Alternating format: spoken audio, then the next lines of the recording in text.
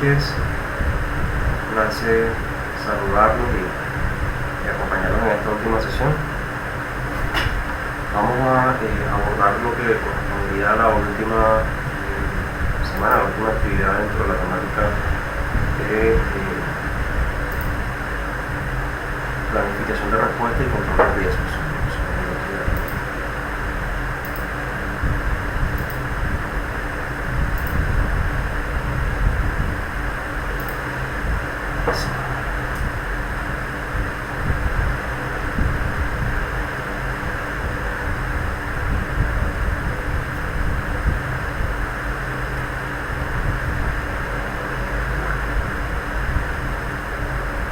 Y en correlación a esta, que es la última semana, bueno, aprovecho y les pido excusas, me demoré en poder descargar el material de esta última semana, porque esta semana hemos tenido mucho inconveniente con el aula virtual. Yo no sé si ustedes pudieron ingresar, pero a mí por lo menos hasta el día de hoy en la mañana fue que logré ingresar y se solucionó el tema, aunque hoy en la mañana estuve teniendo bastantes inconvenientes en cuanto a velocidad, pero por lo menos pude cargar todo y programar la sesión, que estaba un poco frenado con eso.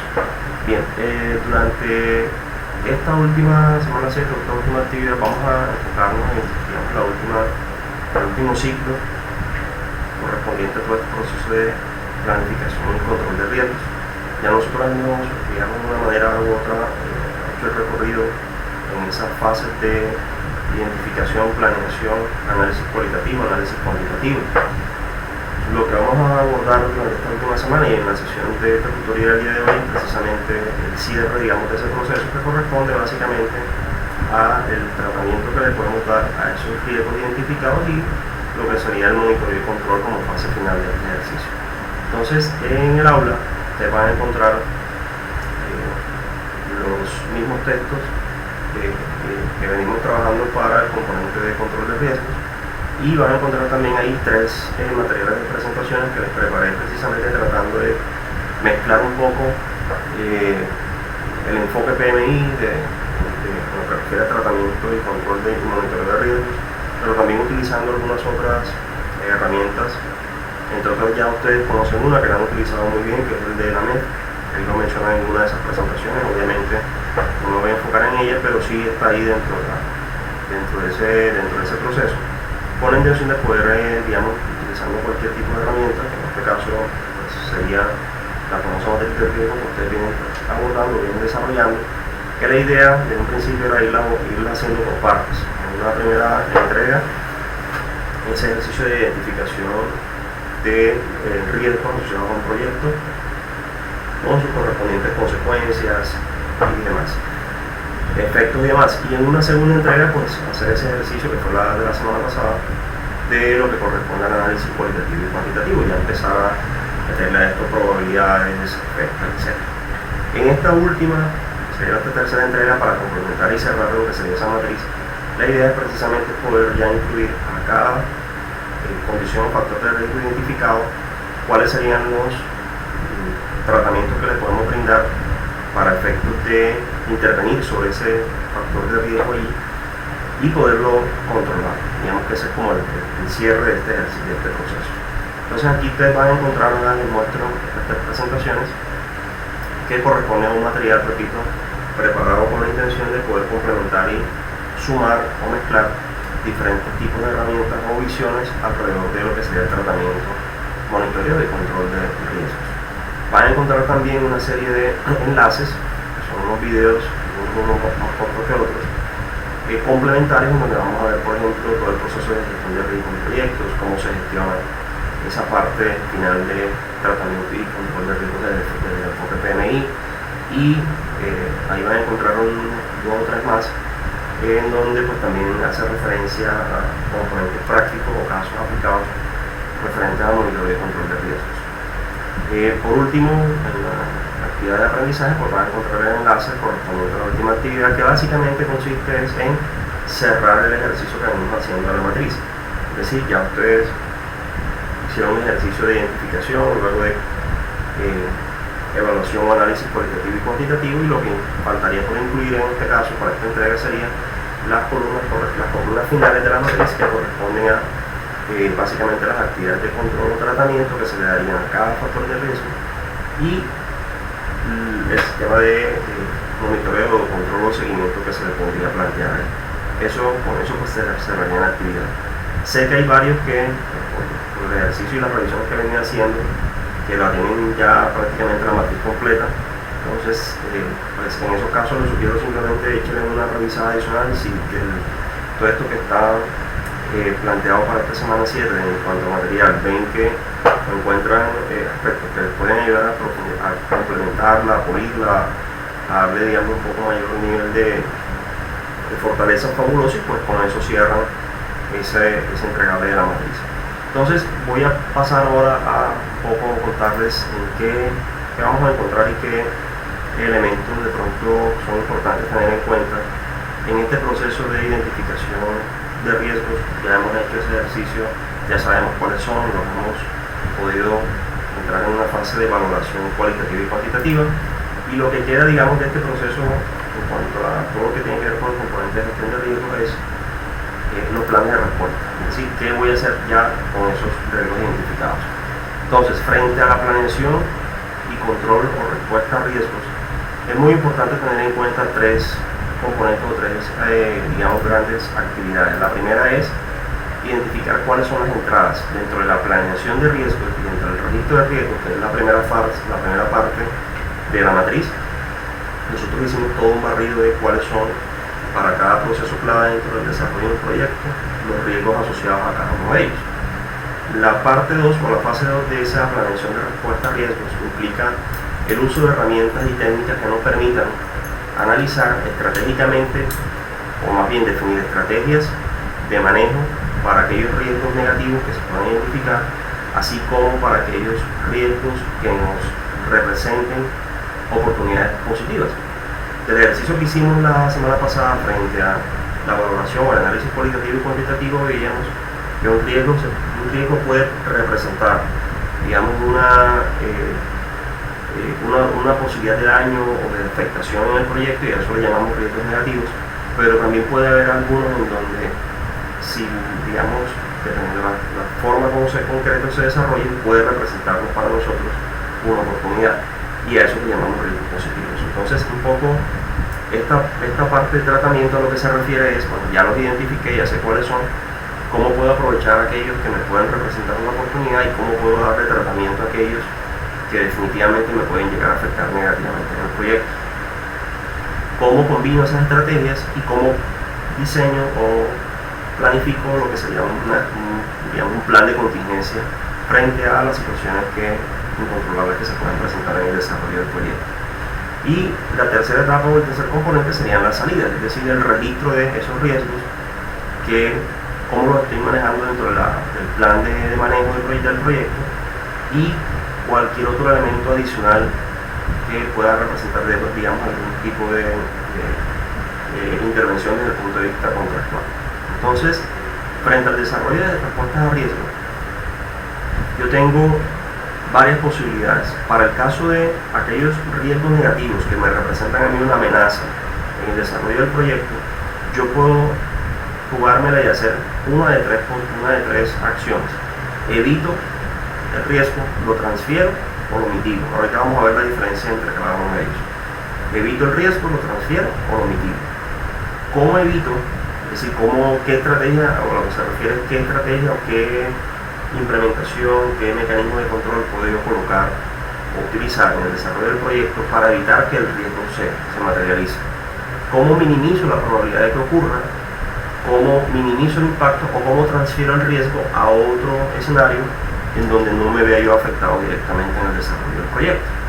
En el caso, digamos, la primera posibilidad, la primera opción, que es evitar, se refiere básicamente a la posibilidad de poder nosotros hacer algún tipo de intervención que me permita prevenir que el riesgo ocurra. El riesgo siempre va a estar ahí. Recordemos que, digamos, hay una serie de situaciones, posibilidades, que si se materializan, pues obviamente me van a llegar a afectar. Pero en la medida en que yo logre controlarlos adecuadamente, pues la intención es prevenir que eso ocurra. Pongo un ejemplo: cuando uno compra un vehículo 0 kilómetros, a pesar de que el vehículo es nuevo, que es un vehículo que se supone que no te debe molestar en nada, que debe funcionar perfectamente, a ti te establecen dentro digamos, de las políticas del concesionario que tú debes llevar el vehículo cada 5.000 kilómetros para hacerle un mantenimiento preventivo. ¿Cuál es la idea de ese mantenimiento preventivo? Precisamente la intención es hacer una revisión básica de esos elementos que, digamos, en el funcionamiento de un vehículo normal, así sea nuevo, suponen un desgaste, suponen, digamos, de alguna u otra manera, una posibilidad de que se pueda generar alguna situación no deseada, y entonces el concesionario, a través de ese mantenimiento preventivo que se le realiza, pues lo que busca es lograr que el producto en manos del cliente cumpla el tiempo de garantía de manera adecuada y que el vehículo no entre a tener que hacer un cambio de algún elemento o a tener que de pronto necesitar una inversión que ya sería de parte de la empresa como respaldo por temas de garantía. Eso es lo que se busca, a prevenir, digamos, que ocurra. Ya ha pasado el tiempo de la garantía, que depende de cada marca y cada concesionario define el suyo, pues entonces ya ahí sí el concesionario, digamos, se quita el peso de la responsabilidad y queda de manos del cliente, aunque, repito, insisto, el tema del mantenimiento preventivo lo que busca es que el vehículo, si ocurre un daño, alargar el tiempo de vida útil de los componentes, etc. Entonces, en ese ejercicio de evitar el riesgo, lo que se busca es, o lo que se puede utilizar es tratar de modificar los objetivos, reducir el alcance del proyecto, ampliar los tiempos, modificar recursos, ajustar requisitos, ¿sí?, entre otros, o modificar los sistemas de comunicación para lograr que se pueda prevenir el hecho de que un determinado factor de riesgo tome acción concreta y me vaya a afectar en el desarrollo del mismo. El proceso de transferencia ya tiene un tratamiento un poquito distinto, y en este caso lo que se busca es, bueno, ¿a quién le puedo, como su nombre lo indica, pasar o transferir ese riesgo si llegase a darse el caso en que ocurra? Básicamente este es un mecanismo que no elimina el riesgo. A diferencia del anterior, cuando tú estás trabajando en evitar o prevenir, lo que estás buscando es tomar una acción directa sobre el proceso para evitar que ocurra. Pero cuando hablamos de transferir, no estás eliminando el riesgo, lo que estás haciendo simplemente es transferir la responsabilidad de una u otra forma, pero el riesgo como tal sigue existiendo allí. Es un poco como decir, hay empresas en donde los procesos de transporte y distribución de sus productos los hace la misma empresa con su propia flota de vehículos, con su propio equipo de trabajo. Cuando tú haces eso, tú estás asumiendo el riesgo de todo lo que pueda ocurrir desde el momento en que el vehículo sale de las instalaciones hasta que llega a la puerta del cliente. Yo transfiero ese riesgo cuando yo tomo la decisión de no adquirir una flota propia y todo lo que eso implica, sino subcontratar el proceso con otra empresa, en este caso una tercerización de servicio, y la responsabilidad, digamos, de lo que ocurre con el producto se le transfiere a esa empresa que está prestando el servicio. Obviamente eso tiene todas unas pólizas y todo lo demás que digamos, respaldan el ocurra algo ahí, pero ya yo no tengo el dolor de cabeza en la programación de lo que puede ocurrir, de que si el vehículo se chocó, etc. Eso ya queda en manos de la empresa que estoy contratando para poder hacerlo, y ahí lo que estoy haciendo es transferir la responsabilidad del riesgo, pero no lo estoy evitando. El riesgo sigue existiendo de que hay un choque, sea el vehículo mío o sea del tercero en este caso.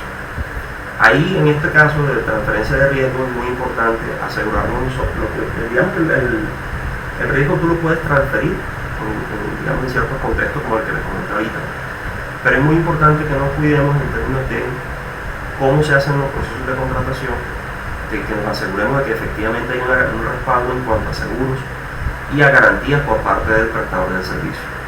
Lo que no puede pasar es que tú transfieras el riesgo y no te asegures en estos aspectos, porque entonces allí, si llegase a pasar algo, pues al final igual tú terminas respondiendo y no es la idea. La tercera posibilidad dentro de este contexto de riesgos negativos es mitigarlo. Mitigarlo a lo que se refiere es a reducir o a minimizar la probabilidad de que ocurra. ¿Sí? Es básicamente un poco el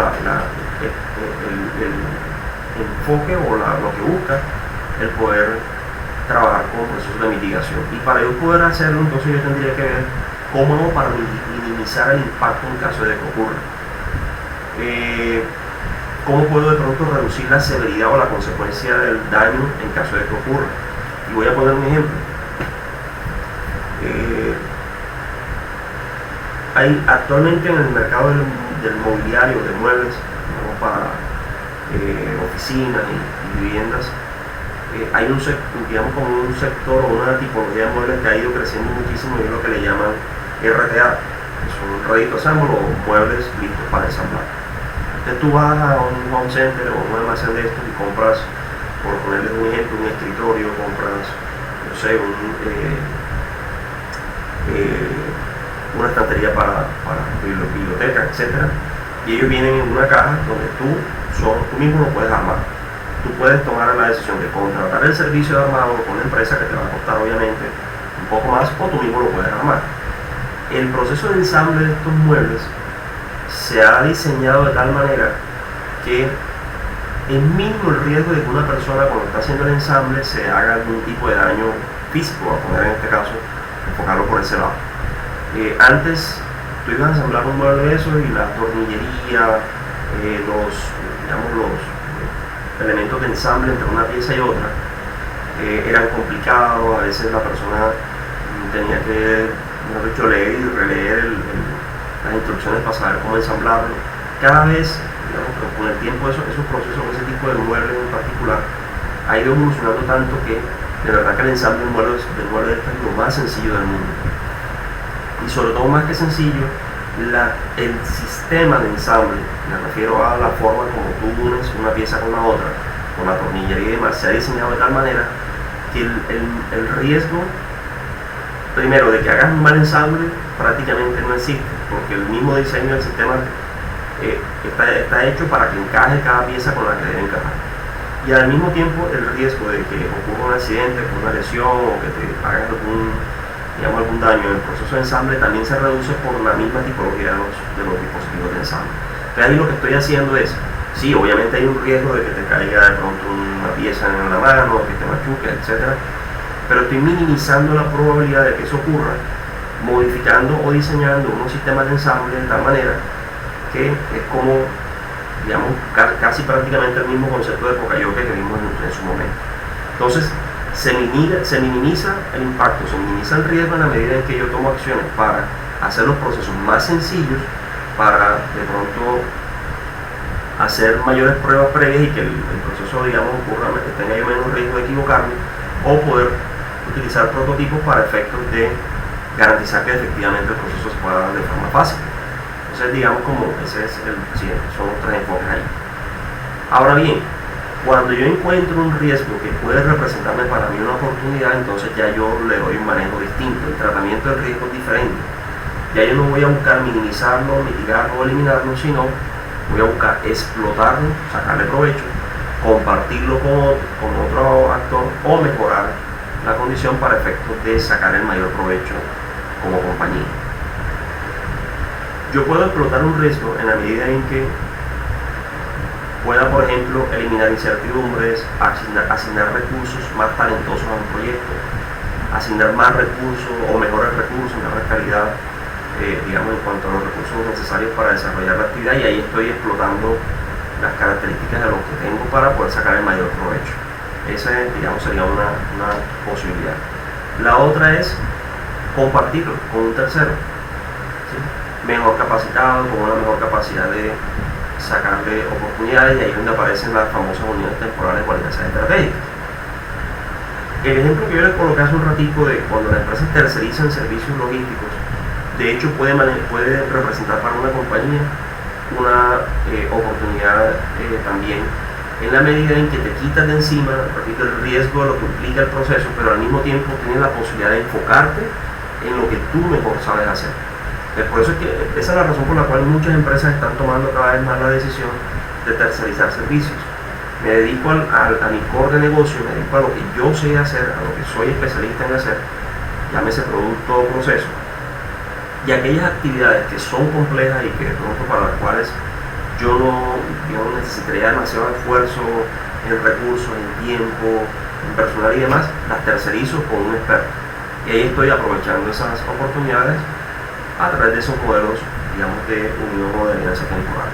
Esa es una forma también, pues, de poder hacer. Y la otra es mejorar. En este caso, básicamente, lo que terminaría sería aumentando, digamos, los impactos positivos que se puedan generar ahí, maximizando las fuerzas impulsoras que generan estas oportunidades o facilitando la búsqueda de alguna oportunidad. Bien.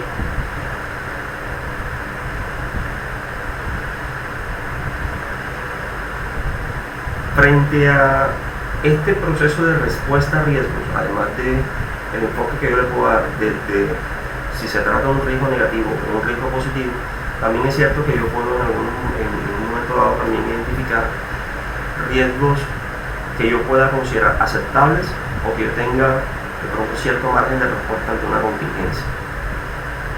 Frente a un riesgo siempre es muy importante que yo pueda identificar hasta dónde llega la tolerancia de ese riesgo. Sobre todo viéndolo desde el punto de vista de lo que serían los críticos de satisfacción para el cliente y el mercado. El grado de tolerancia o aceptación de un riesgo en última lo viene determinando el mismo cliente, el mismo mercado. Yo no soy quien, digamos, unánimemente defino por mi cuenta cuál es el grado de aceptación. Es el mismo mercado el que me dice de una u otra forma hasta dónde puedo tolerar o aceptar un determinado factor de riesgo y darle manejo. Lo cierto también es que frente a cualquier estrategia, a cualquier factor de riesgo que se pueda presentar en una organización, yo debo tener siempre un plan o una respuesta para contingencia, un plan de contingencia. ¿Qué es lo que me va a permitir a mí poder saber cómo actuar frente en el momento en que se presente ese factor de riesgo? Si yo estoy utilizando, por poner un ejemplo, un componente, un recurso dentro del desarrollo de un proyecto que es importado, que lo estoy trayendo de otro país, pues ya yo sé que el proceso de importación en sí mismo tiene también una serie de condicionantes en cuanto a tiempos, actividades y demás, que en un momento dado, si no se cumplen como yo espero, o en los tiempos programados normalmente para hacerlo, pues yo no voy a poder tener el recurso a tiempo. Y yo tengo que estar preparado para, en el caso de que eso ocurra, suponte que yo estoy haciendo una importación de un equipo, de una maquinaria o de un componente para el desarrollo de un proyecto, que se supone debe llegar en 30 días, pero que por alguna circunstancia externa o interna no se dé la llegada del producto del recurso en los 30 días, yo debo tener un plan de contingencia, un plan B, porque si eso llegase a pasar, yo no puedo quedarme cruzado de brazos esperando y paralizar el proyecto, esperando poder hacerlo, porque obviamente ustedes saben todas las implicaciones que eso va a tener. Luego entonces un poco lo que se busca en este punto es, en ese tema de tratamiento de riesgos, no es solamente identificar, bueno, cómo hago para mitigarlo, cómo hago para evitarlo, cómo hago para transferirlo, cómo hago para explotarlo, sino también poder establecer esos mecanismos que me permitan a mí responder de forma clara ante una contingencia. Si se presenta una emergencia, ¿qué debo hacer? Yo siempre debo tener muy claro cuál va a ser mi mecanismo de respuesta o mi plan B en caso de que ocurra una emergencia o una situación que ponga en peligro el cumplimiento de una determinada actividad o de un determinado proceso en el desarrollo de un proyecto como tal. Eso es fundamental, siempre tenerlo ahí pues, muy presente.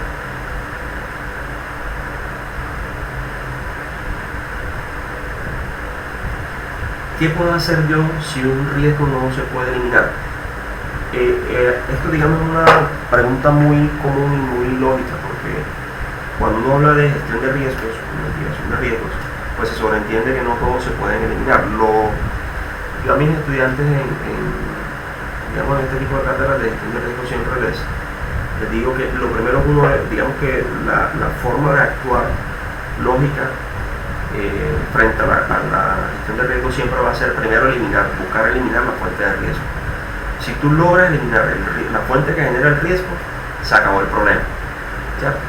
Porque ya entonces no va a haber posibilidad alguna de que ocurra o que se lleve a cabo con todas las consecuencias que esto pueda generar. Pero en la práctica eso muchas veces no se puede hacer. Hay muchos procesos en donde el riesgo hace parte intrínseca, es parte natural de la organización, del proceso, de la tarea o del equipo. Y ahí es donde entonces tú tienes que empezar a revisar el resto de las posibilidades que implicaría colocar barreras, mitigarlo, evitarlo, transferirlo, etc. Pero digamos que la primera acción lógica que uno siempre debe tomar es buscar eliminarlo.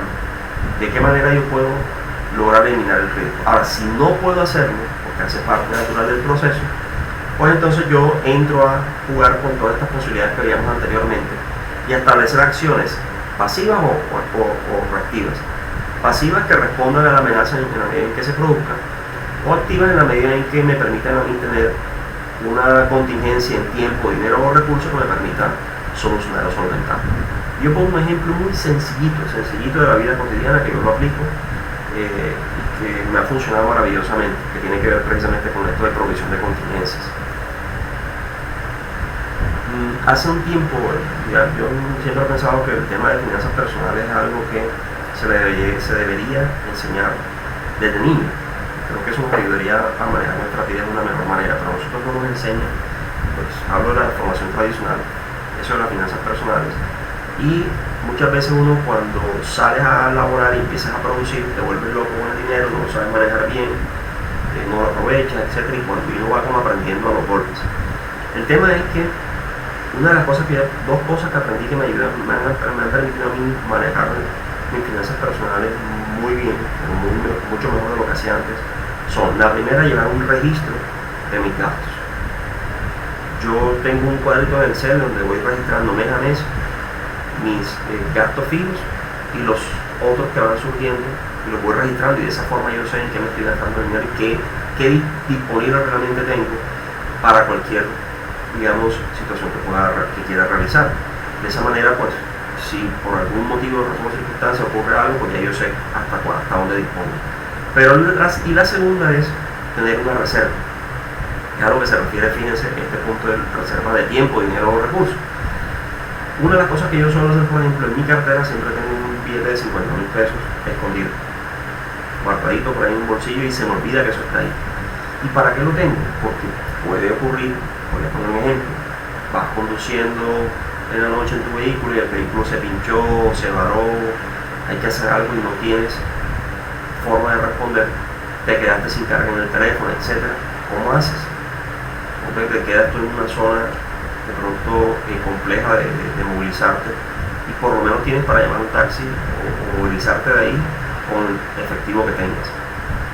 Otro ejemplo, aunque tienen de pronto familia o tienen niños, yo no he llegado todavía allá, pero sí lo he escuchado mucho de mis amigos y colegas decir, por ejemplo, que a los niños domingo 9 de la noche se acordaron que tenían una tarea, papá salga corriendo a buscar una cartelera. Entonces, domingo a las 9 de la mañana, a las 9 de la noche, 10 de la noche, ¿dónde consigues una cartelera? ¿Cuál es la contingencia? El planteo. Y tengo un amigo que lo hace, por eso pongo el ejemplo. Tiene en su casa una reserva de cartulina, colores, ese tipo de cosas, ahí guardados en su oficina personal. Y si llegase a ocurrir una contingencia de esas, pues ya sabe que ahí hay cartulina, no hay problema.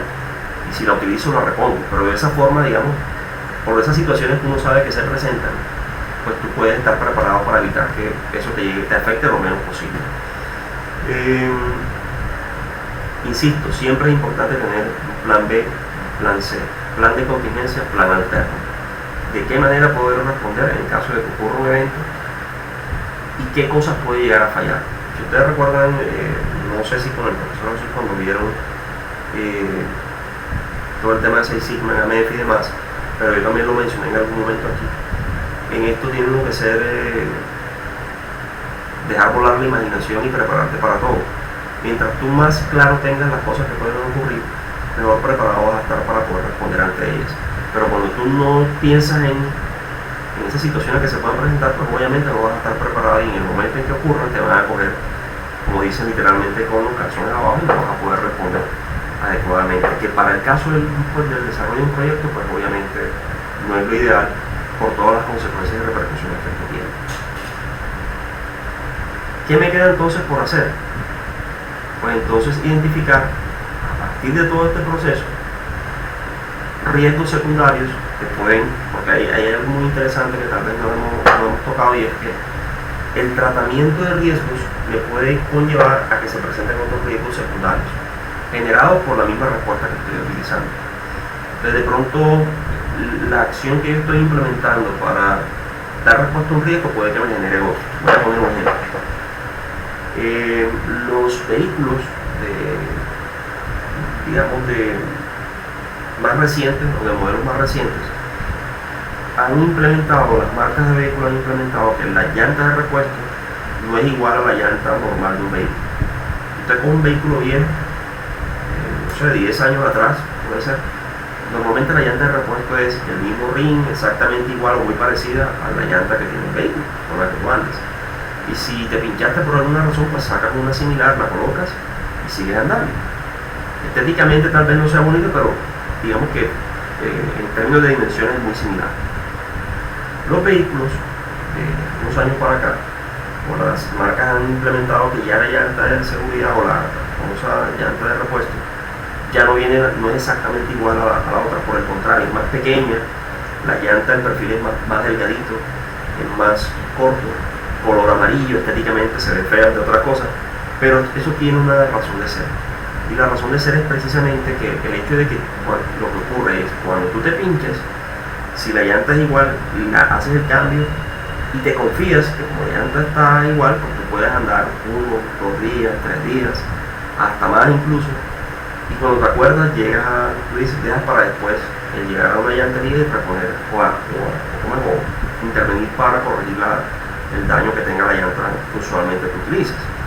Al cambiar ese sistema, lo que buscan los concesionarios es obligarte a ti a que tengas que ir sí o sí, una vez te pinches, hacer el cambio, te movilizas, pero vayas lo más rápido posible a una llantería a que te arreglen la llanta normal y coloques esa nuevamente donde estaba.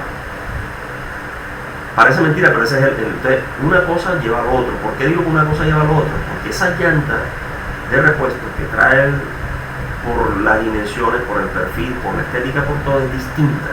El carro no es que no te va a andar bien, el carro te va a andar bien, pero es muy probable, o sea, aumenta también la probabilidad de que si sigues con esa llanta más tiempo, pues puedas pincharte mucho más rápido porque el perfil es más delgado, más pequeño. Entonces, ahí es donde a lo que me refiero, que pueden surgir riesgos secundarios. Sí, estoy buscando la forma, te estoy obligando a que tú vayas más rápido, pero al mismo tiempo también te estoy generando un riesgo de que si no lo haces, pues te puedas pinchar y ahí sí quedaste completamente parado, porque ni la original ni la de repuesto. Puede también surgir lo que llamamos riesgos residuales, que son esos que son productos o derivados de o respuestas no planeadas, situaciones que de pronto no se pensaron que pudieran ocurrir y que ocurren. Y lo importante aquí, digamos que la probabilidad de que ocurra algo que no esté planificado siempre va a estar. Yo siempre he insistido en que la incertidumbre siempre va a estar ahí. Lo interesante o lo importante es que en el caso de que ocurra algo que yo no tenía pensado o planificado, pues eso se convierta en una variable o un proceso de aprendizaje, que yo lo pueda registrar, que lo pueda incluir en la matriz y que a partir del momento en que se presentó, con la consecuencia que haya tenido, pues yo me prepare para evitar que en caso de que se vuelva a presentar, pues me genere un daño mayor. Entonces, al final lo que terminamos haciendo es una matriz de evaluación de estrategias en donde para cada factor de riesgo empiezo a establecer estrategias, decisiones, actores, responsables, recursos, tiempos, etc. Eso es muy importante siempre tenerlo ahí incluido dentro del registro. ¿Cuáles son las acciones frente a un riesgo específicas para responder a él? ¿Quién va a responder por esas acciones? Si es posible un cronograma de trabajo en caso tal de que eso se llegase a presentar. ¿Qué costos traería consigo la implementación de cada acción frente a esa posibilidad de riesgo? ¿Y cuáles serían los efectos esperados en términos de reducción o eliminación del riesgo? Es decir, si lo estoy mitigando, si lo estoy reduciendo, si lo estoy eliminando, ¿cuál es el efecto que yo esperaría que ocurra producto de cada acción que yo tomo dentro de la matriz de riesgos? Esa es, digamos, como la parte interesante y final ahí. Bien. Por último, nos quedaría lo que es el proceso de monitoreo y control. Frente a lo que es monitoreo y control, lo que se busca básicamente es de una u otra manera garantizar que la empresa o la organización frente al manejo y gestión de sus proyectos no se quede con la matriz que se hizo en el año hace 5 años y más nunca se volvió a actualizar, más nunca volvió a acordar que esos riesgos estaban ahí. Y como no hay una trazabilidad, no hay un registro, no hay nada, pues nos pasa lo que a los seres humanos por naturaleza sucede y que uno se va olvidando de eso. Como, bueno, sé si el ejemplo sea equivalente, pero creería yo que sí, como cuando tuviste de pronto una mala experiencia con una pareja o con una decisión política, y pasaron los años y vuelve otra vez ahí y vuelve se te olvidó que eso sucedió y tomas la misma decisión, volviendo nuevamente al mismo o generando el mismo contexto como tal. Entonces, este proceso de monitoreo y control lo que busca es garantizar que tú le hagas un seguimiento a los riesgos identificados y que en caso de que ocurra cualquier otra eventualidad distinta a la que está allí, puedas registrarla, puedas hacerle la trazabilidad, que pueda valorar también qué tan eficientes y eficaces están siendo los controles que tú diseñaste dentro de la matriz, si realmente te están funcionando, no están funcionando, o si pudiéramos incluir otro tipo de controles en la medida en que los riesgos van cambiando. Recordemos que los contextos de las empresas son cambiantes completamente, y lo que hoy es un riesgo para mí, mañana puede ser otro. Yo no puedo permanecer, digamos, como en una condición estática frente a ese riesgo. El monitoreo y control de riesgos tiene también esos tres componentes. Desde el punto de vista de las entradas que se requieren para hacer un buen monitoreo, pues nos sirve mucho la planeación de riesgos, los registros de las situaciones eventuales que se han presentado, los cambios en la respuesta que se han venido aprobando, información sobre la efectividad en los procesos, con los trabajos y los reportes como tal. Entre las técnicas, pues entonces obviamente hay las auditorías, los análisis, los indicadores, ¿sí? Análisis de varianzas, simulaciones, etcétera. Todo eso nos puede ayudar a hacer un buen registro de monitoreo y control. Y la salida, o lo que se espera obtener acá en este caso es, obviamente, los cambios en requerimientos, los registros de riesgos con sus mejoras, las recomendaciones en términos de acciones correctivas y preventivas, y la mejora en el plan de administración de proyectos. El control de respuesta a riesgo lo que busca básicamente es garantizar que lo que nosotros planificamos hacer se haga y lo podamos documentar y ajustar apropiadamente. Esa es básicamente la intención del control. El control en sí mismo no evita el riesgo. Es decir, el hecho de que yo ponga, por poner un ejemplo, no sé, una persona ahí a que esté al pie del cañón de un niño de 3, 4 años, no evita que el niño haga travesuras. El que esté el inspector ahí no garantiza nada. Es lo que el proceso de inspección puede hacer y cómo yo puedo ir tomando decisiones en la medida en que se van presentando eventualidades o situaciones o incidentes. Entonces, la implementación de la estrategia, digamos, de intervención y mejora y de control frente a riesgos me debe ayudar a determinar costos, a establecer nuevas estrategias, a definir roles y responsabilidades, a actualizar la matriz, a actualizar los tiempos y los costos de ejecución, a revisar o auditar el éxito de las actividades y del proyecto, obviamente. Entonces, de una u otra manera, en el proceso de gestión, yo voy a contar con, al final de todo este proceso, digamos como tal, de planificación, debo contar al final con un plan de implementación de riesgos que garantice cuáles son todos los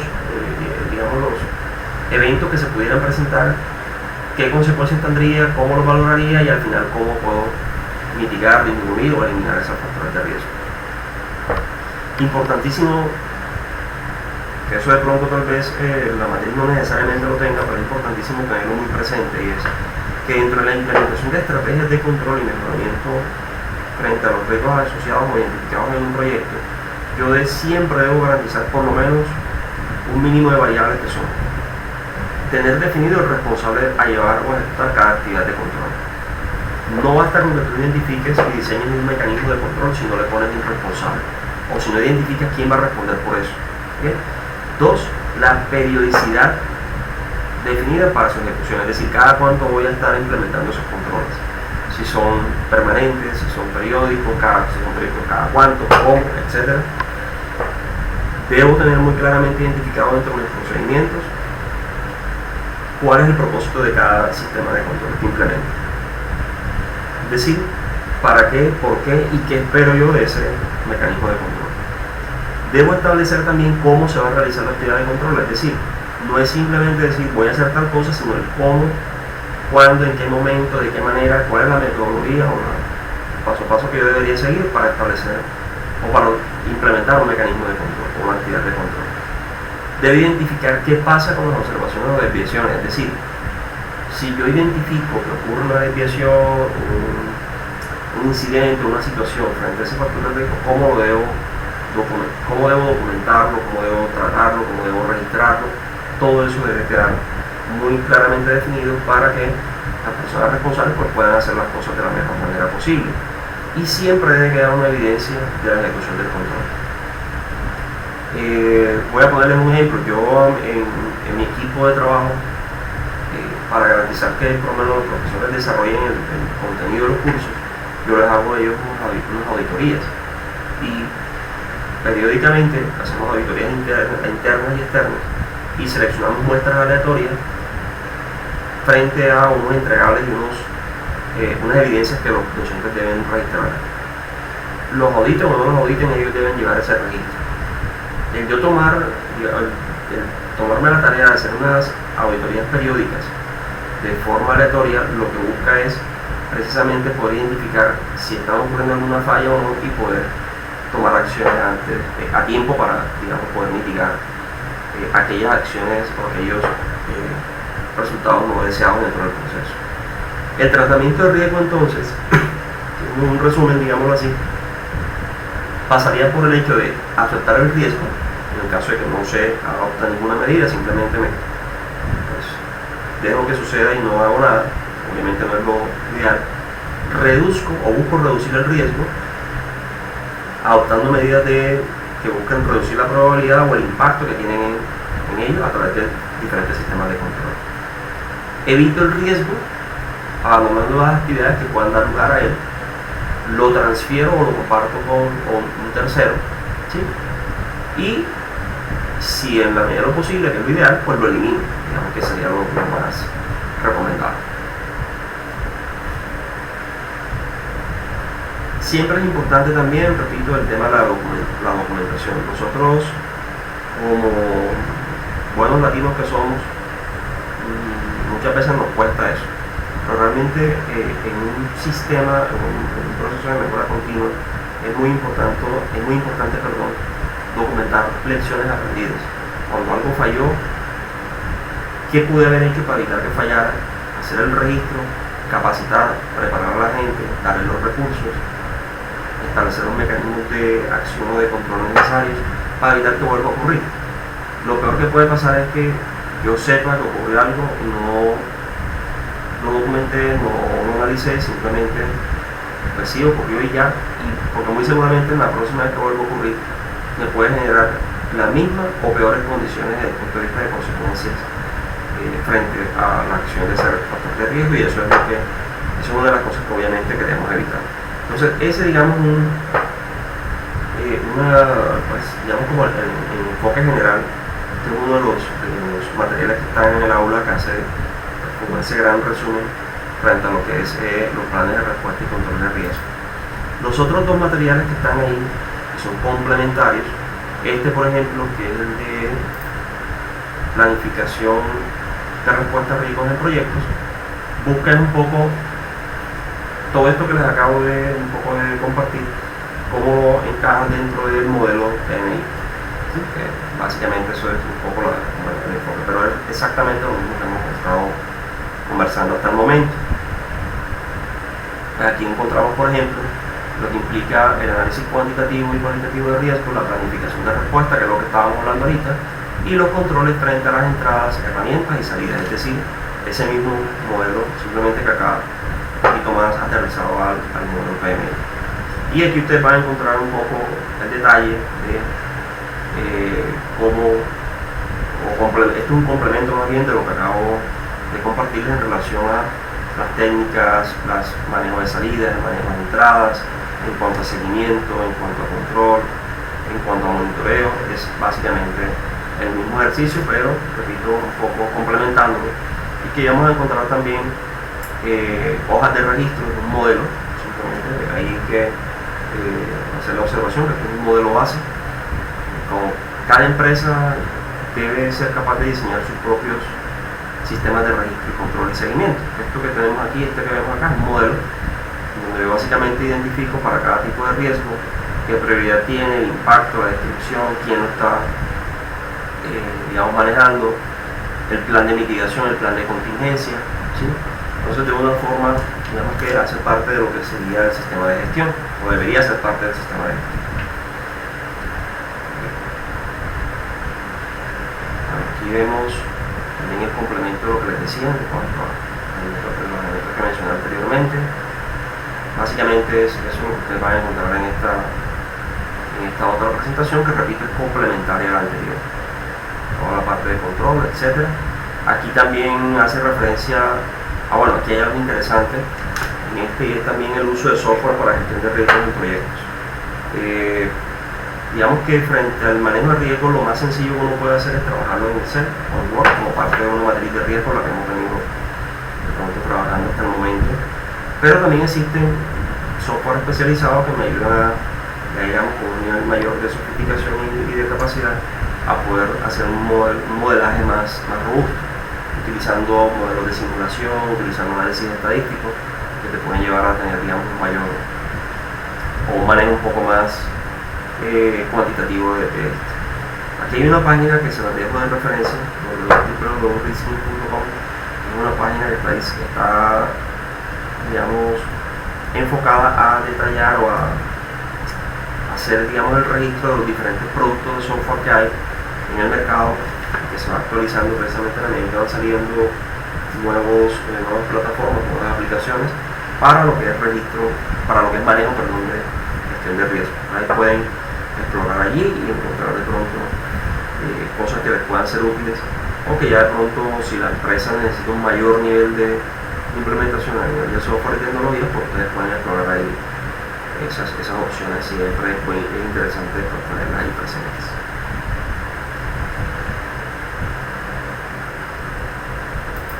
Y bueno, el otro material que está ahí, preparé, es, digamos, también, repito, complementario frente a más que todo el manejo de estrategias de respuesta a riesgos, un poco utilizando o complementando la matriz. Esto es lo que veníamos nosotros haciendo en términos de identificación de los riesgos, los controles existentes,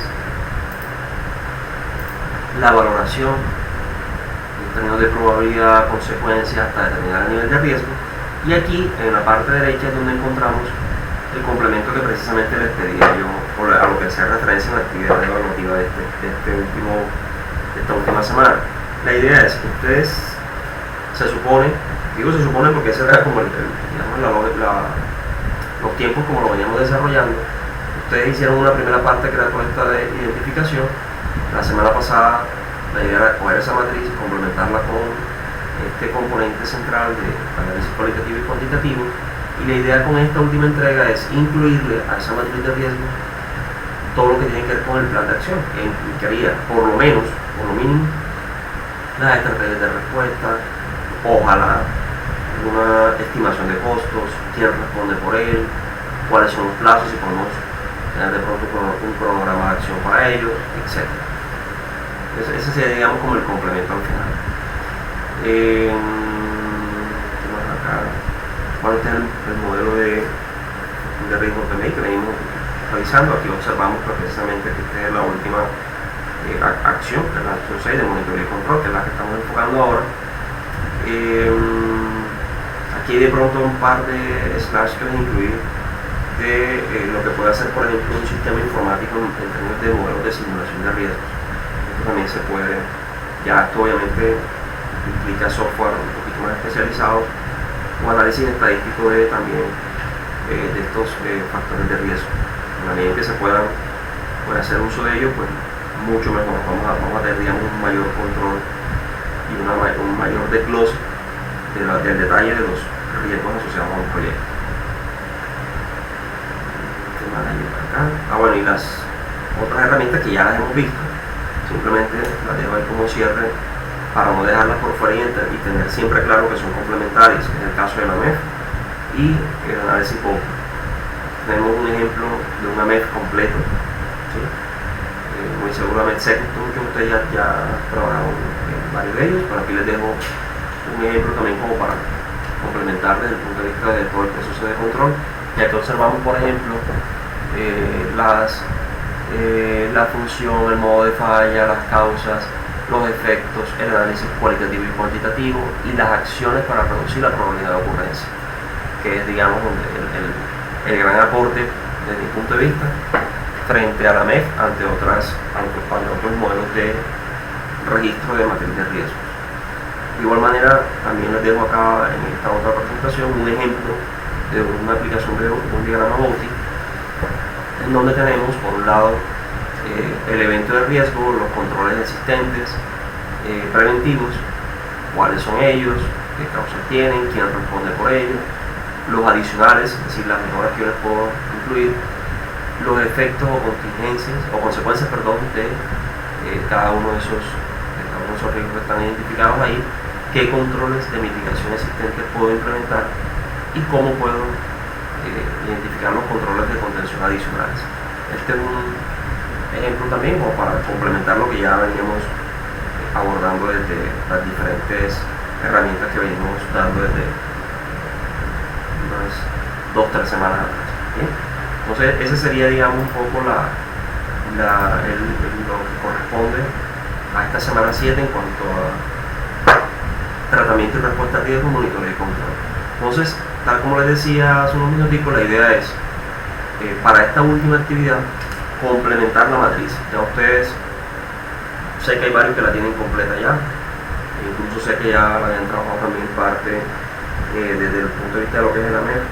Ya la idea es un poco con esto que hemos estado revisando y con la lectura que ustedes puedan realizar de todo este material, pues la puedan complementar. Hay unos videos interesantes acá que les estoy dando también como consulta complementaria.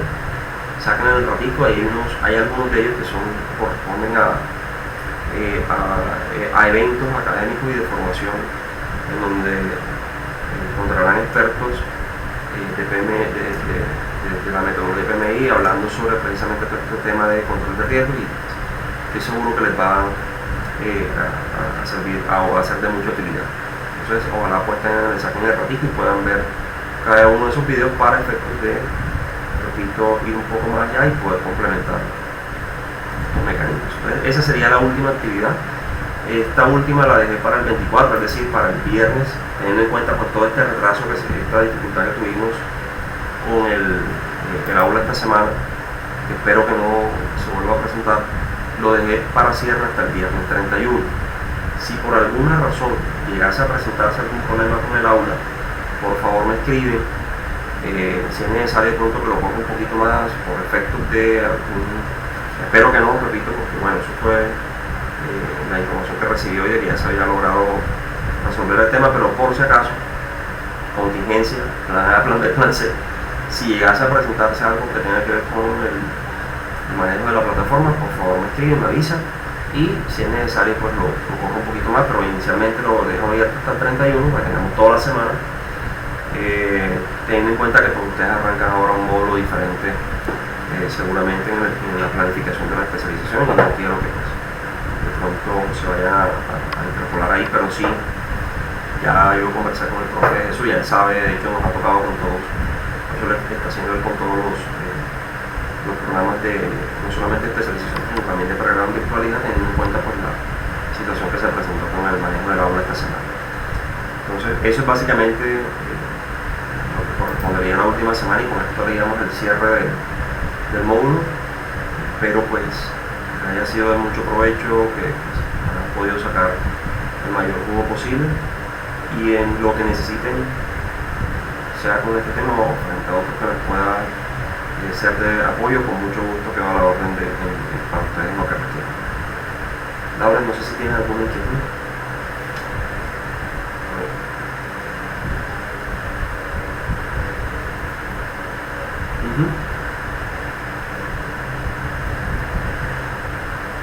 Exacto, esa es la idea, así es. Bueno, nada, entonces agradecerles de antemano, a pesar de que no están todos, tú, pero sé que los demás lo van a tener la oportunidad de verlo, ahora subo enseguida el video. Pero agradecerles el espacio, agradecerles la paciencia, agradecerles el interés que se han tenido, y repito, en lo que pueda, en lo personal y profesional, apoyarles con mucho gusto, cuenten conmigo en el futuro.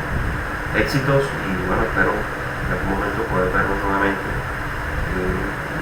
el mejor de los éxitos en lo que falta para el cierre de su proceso de formación en la especialización. Muchas gracias y buenas noches a todos. Feliz fin de semana.